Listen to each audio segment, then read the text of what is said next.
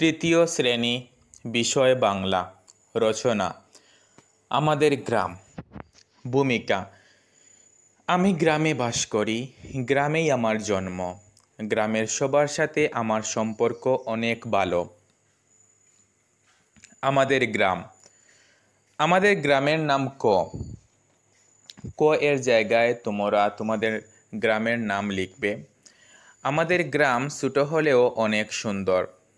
অবস্থান: আমাদের গ্রামটি খ জেলার গ উপজেলার ঘ নদীর তীরে অবস্থিত।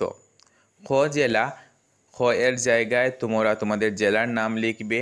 গ উপজেলা, গ এর জায়গায় তোমরা তোমাদের উপজেলার নাম লিখবে। গ নদী, গ এর জায়গায় তোমরা তোমাদের নদীর নাম লিখবে।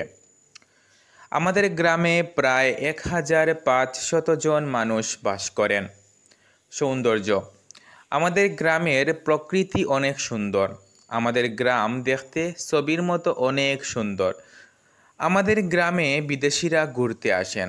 আমাদের গ্রামে চলাচলের জন্য অনেক রাস্তা রয়েছে। আমাদের গ্রামে সপ্তাহে 3 দিন হাট বসে। হাটে ভেজালমুক্ত তরকারি, মাছ ইত্যাদি পাওয়া যায়।